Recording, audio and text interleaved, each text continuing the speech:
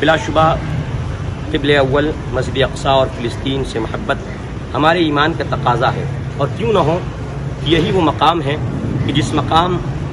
کو قرآن پاک میں اللہ تعالیٰ نے صاف طور سے بابرکت اور مقدس فرمایا ہے۔ اسی مقام کی بے شمار فضائل قرآن و سنت میں وارد ہوئے ہیں، اور یہیں حضور اکرم صلی اللہ علیہ وسلم کو سیر کرائی گئی، اور آپ صلی اللہ علیہ وسلم نے اسی مسجد اقصی میں نماز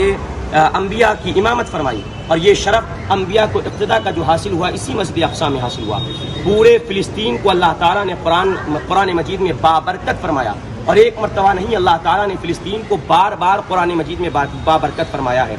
اور حضور اکرم صلی اللہ علیہ وسلم کو اسی فلسطین کے مقام سے آسمانوں کی سیر کرائی گئی۔ تو فلسطین یہ فقط عرب کا یا عجم کا مسئلہ نہیں، الحمدللہ یہ فلسطین ہم سب کے ایمان کا مسئلہ ہے۔ الحمدللہ فلسطین سے محبت کا تقاضا یہ ہمارے ایمان کا تقاضا ہے، اور ہم بھلے فلسطین سے دور رہتے ہوں، مگر الحمدللہ ثم الحمدللہ ہم تمام اہل اسلام کے دلوں میں فلسطین ہمیشہ بستا تھا اور بستا ہے اور بستا رہے گا۔ اور ظالم یہودیوں نے جو فلسطین پر قبضہ کیا ہے، اور وہ یہ سمجھتے ہیں کہ فلسطین پر قبضہ کر کے اس کی ناجائز ریاست جائز ہو جائے گی، تو یہودی یاد رکھیں اور صہیونی یاد رکھیں کہ اہل اسلام کو اپنے نبی علیہ السلام کے فرمان پر 100% نہیں 101% سے بھی زائد اپنے نبی علیہ السلام پر یقین ہے، اور مصطفیٰ نے فرمایا کہ یہودی ایک دن فلسطین سے نیست و نابود ہوں گے اور اسلامی حکومت وہاں قائم ہوگی، تو انشاءاللہ ہر مسلمان کا عقیدہ ہے کہ فلسطین پہ اسلامی حکومت نافذ ہوگی انشاءاللہ۔ اور ہم یہ 7 اکتوبر کو جو اسرائیل نے حملے کا بہانہ بنا کر کے فلسطین کے غزہ پٹی پر نہتوں پہ بمباری کر دی ہے، ہم اپنے ملک کے پرائم منسٹر سے بھی درخواست کرنا چاہتے ہیں کہ جس طرح انہوں نے اسرائیل کی موافقت کی ہے، ہم چاہتے ہیں کہ اس وقت جو غزہ پٹی پر اسرائیل مظالم ڈھا رہا ہے اور دہشت گردانہ حرکتیں کر رہا ہے، بتائیے یہ کون سا کس نیشن اور کس ملک کا قانون ہے کہ جہاں پر نہتے لوگوں کے پانی آپ بند کر دیں، آپ ان کے کھانے کو بند کر دیں، آپ وہاں لائٹ کا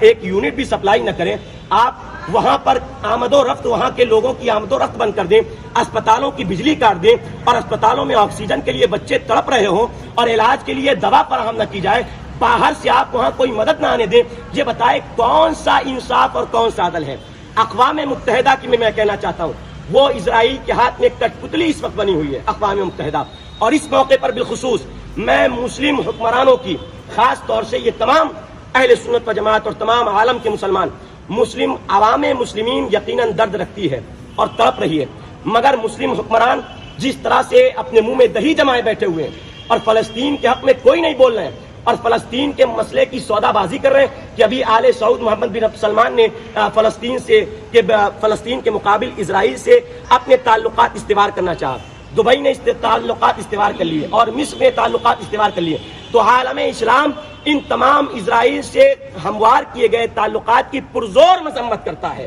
اور ہم تمام اہل اسلام اس کی پرزور مذمت کرتے ہیں کہ مسلم حکمران نے ابھی تک کوئی بیان نہیں دیا۔ ہم مسلم حکمرانوں سے بھی اپیل کرتے ہیں کہ وہ سخت سے سخت نوٹس اسرائیل کے خلاف لیں، اور اپنی گورنمنٹ سے بھی ہم یہ اپیل کرتے ہیں کہ ہمارے پرانے